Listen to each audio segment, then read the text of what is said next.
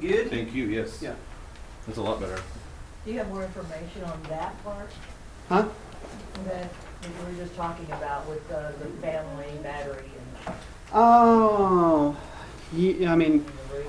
And I've got like 50 classes we could do. I mean, okay. like the five element. I have a 5-element meridian class, and it goes into, you know, the charts, the concordance, 5 elements. Yeah, there's just so much to go into, and we'll be doing that over time. But to me, if you hear it over and over and you experience it, then you start to own it as opposed to just reading it somewhere. So I really encourage you to practice just with what you have. Those 3 sheets, those 3 laminated sheets you have got tons of information in them. And I guarantee you that they will always fit. It will always fit. I'm very Capricorn, and I'm very like show me, you know, I'm very earth-wise, but I'm also, which is really good because if I didn't have the Capricorn, I'd be some, you know, burlap wearing, you know, hey man, on the street kind of guy. So the Capricorn grounds me enough. It puts enough doubt in me, which is interesting, my middle name being Thomas. It puts enough doubt in me to make me always be grounded in it. So what I give you, I wouldn't share with you unless I knew that it's true. And that if you apply this to anything, it's always going to make sense. To the level of how you are able to apply it, you'd have to keep playing with that. That's your self-mastery, your development. But just like tonight, it fit for everybody, right? And it always will because we're operating. Reality works on very set systems, just like this computer has a very set system. Okay, feng shui is one of those things that we do unconsciously. I don't care who you are; you've already feng shuied your house. The difference is, have you done it consciously or have you done it unconsciously? For the most part, people do everything unconsciously. Okay, how you walk, how you speak up, what your body pain's related to. You can look at that unconsciously and blame the reality, or you can see that actually you're the center of your universe. And actually go, if you think about it, it goes just as far in your body as it does out, because you're the center point of the galaxy. Every one of us is. And literally, we have a galaxy within us. Trillions of cells. We have light within our body, protons, photons. And if I imagine being in my body, which I've done a couple times, it literally looks like a universe inside there. Oh, and even on my Facebook picture I have up there of a brain cell and of the universe, it's identical. So we have like an entire universe within us. And Ayurvedic saying says that the universe is as close as the veins in your neck. And that means the knowledge of the universe, all you got to do is study the body, because we work off that same program, that same paradigm.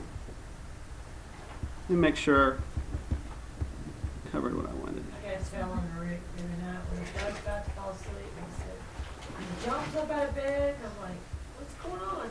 He goes, I got a pain, I gotta find my chart. That's how you should be, man. I got a pain, I gotta find my chart. I keep one of these at my desk at work, you know, because I've got the file things and I've got it in the front. We keep it in the magazine rack next to the left seat, and he's like, flying out of bed. I'm like, what's going on? He's like, well, I got a pain, I'll be right back, I gotta find the chart. I've got all of our case managers trained. They'll come knock on the door and they'll go, yeah, I need to see Tracy. And they'll come in and go, okay, I've got such and such going on. What's going on with me? And like what Rick did is really good, because the thing is once something starts happening, the trigger has already been set, okay? So if you've been whacked out for a day or two, it's going to take a little more effort to go, okay, when did this start? And what I say is you ask yourself questions. What did somebody say to me? Did I watch something on TV? Did I hear something? All those can be triggers. And literally, once you get triggered, you've already gone into a certain stance, and then that physical pain will hit eventually, based on, sometimes it's immediate.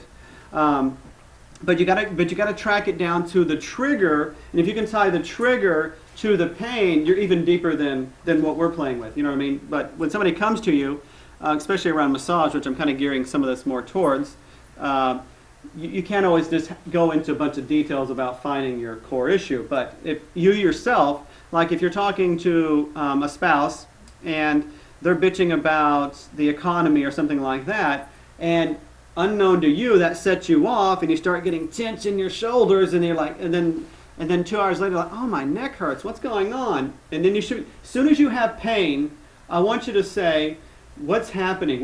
So, let me put it this way. I wrote it down. Jump out of bed, clear your chart. And I was talking to Bambi and Debbie earlier, and this is what came up. What is this reflecting? Whatever shows up on the screen, if this is a touch screen, what is this reflecting? So like we just did with Stephen, it's like, what is this really reflecting? It's not about physical pain. The physical pain is the result of mental emotional pain. So what is this reflecting? You get to the core of it, that's how you change it. Yeah. And I like this. Burns threw this, put this on my on my Facebook, and this is like the brain cell here, or a couple of brain cells. I'm not sure. Unfortunately, this is how the brain works. Sir, we are receiving information that conflicts with the core belief system. Get rid of it. So we do work like that. It's like if it conflicts with what's inside of us, we say get rid of it, but we don't get any change from that. But I know y'all aren't like this, or you wouldn't be at this group, because this is definitely about challenging your core belief system. And I guess that's all I have. Yeah. Any questions on any of that? Take your sheets with you. I recommend you hole punch them. Most people have already done that. Put a key ring on them. Did you have something, Rick? Yes, so me and Annette did a remote Reiki for 3 days with the bottle and the water on a Awesome. friend of ours that went in. He was gonna, he went to hospice. He didn't have a chance of making it. Uh-huh. And soon, until we dumped the water on the ground, He went to rehab hospital. he's out. He's done some time. That's He awesome. got a shot in his back and Uh-huh. it caused some kind of an infection. Yeah. He's had a lot of issues, heart, he's had a lot of issues. Uh-huh. But as soon as we dumped that water on the ground, it was from one Friday to the next Friday that we saw him. Yeah, we saw him that Friday, and we waited a few days, and we did the remote Reiki thing. Like I Dumped the said in water, our she book. went Yeah. on, And then that Friday, He's we going poured the home. water on the ground and I went by and saw it and I'm like, wow. He's like, one Friday he's like out of his head Yeah. talking to people that aren't there and just totally in la la land. Mhm. And the next Friday he's like, they need to get me out of here. I'm going to the rehab hospital. I was like, wow. That's awesome. So cool. And the key to that is the 3 days, because you can keep repeating that energy work, and then you jump out the water, let that energy session go. Yeah.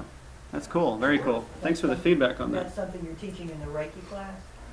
Yeah, it's just another way of doing long distance energy work. You know how water, Dr. Emoto's, where they took the pictures of words and how they make crystals form different pictures. Have you seen that before?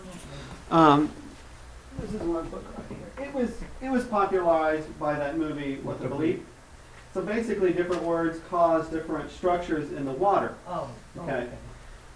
So basically, I was like, why don't we just start using water for long When distance? our Reiki Like a surrogate. Yeah, it's a So you it's use a the water surrogate. bottle, you put the person's name, and you do the long distance session on the water as the surrogate of that person. You do it for 3 days, because you're holding that energy for that person for 3 days, and then you just dump it onto the earth. You don't drink that water or anything. You just dump it onto the earth or something like that, and it releases that energy, and you're holding that surrogate that way. It's pretty powerful. That's It's cool. I like that. I like mixing all of it together, because to me it all goes together.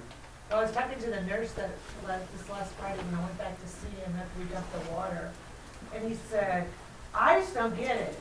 This guy just made a complete turnaround, Yeah? bounced. I said, you ever heard of remote Reiki? He's like, huh? Yeah. And I told him, well, we've been working on it remotely for the last 3 days.